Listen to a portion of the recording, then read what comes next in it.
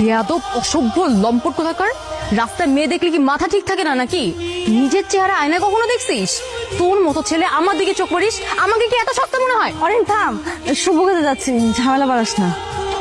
কি আবার চোখ বড় বড় করে কি দেখতেছিস? ভাগ এখান থেকে, যা ভাগ।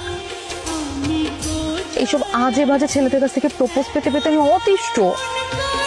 কবে যে একটা ভালো ছেলে পাবো? তুই ছেলেদের সাথে যেভাবে ব্যবহার করিস, তোর কপালে বয়ফ্রেন্ড। এই এখন পর্যন্ত যে কটা ছেলে আমাকে প্রপোজ করছে সেগুলোর একটাও কি আমার যোগ্য?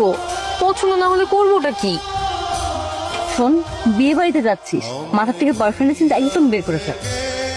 আমি শুধু সুন্দর আর পার্সোনালিটি সম্পন্ন একটা ছেলে দেখলে ডিরেক্ট গিয়ে প্রপোজ করে দিব। কেমন আছিস তুই? তুই আগে থেকে কত শুকাই গেছিস। হ্যাঁ, এত কেমনে শুকাইলি? তমা ভেবে ভুলে আপনাকে ধরে ফেলছি। আপনি তো তমা না। তমা কোথায়? না না, আমি কিছু মনে করিনি। বরং আপনি যদি কিছু মনে না করেন, আমাকে কি আরেকবার কোলে নিতে পারেন? এই আপনার কি মাথায় সমস্যা নাকি? না না না, আমি আসলে কিছু মনে করিনি। আরে কি সব কথাবার্তা, পাগল নাকি? হ্যাঁ, সরি, যা হয়েছে তার জন্য আমি ভুল হয়েছে, মাফ করে দিন। থাকেন। হায় আল্লাহ, আমি এতদিন এরকম একটা ছেলের জন্য ওয়েট করতেছিলাম। তুমি প্লিজ এই ছেলেটাকে পটানোর মতো কিছু বুদ্ধি আমাকে দাও। লিসেন, আমি স্ট্রেট কাট কথা বলতে পছন্দ করি।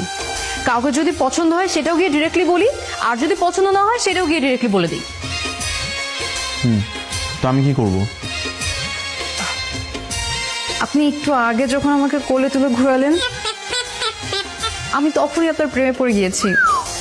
বিশ্বাস করেন, আমি আমার জীবনে আপনার মতো একজন মানুষ খুঁজছিলাম এতদিন ধরে। এই মেয়ে, আপনি যে সত্যিই পাগল আপনি সেটা বোঝেন, আর আমি কি সেটা আপনি জানেন? না, জানি না, আর এখন জানার প্রয়োজন বোধ করছি না। প্রেম করার পর এমনিতেই সব জেনে যাব। এখন প্লিজ বলেন না that you love me a lot, please. আরে হাদারাম, এটাই তো আমার ভাইয়া, দুদিন পর তোরই বিয়ে। তুই আর আমি তোর বিয়ে খেতে এসেছি।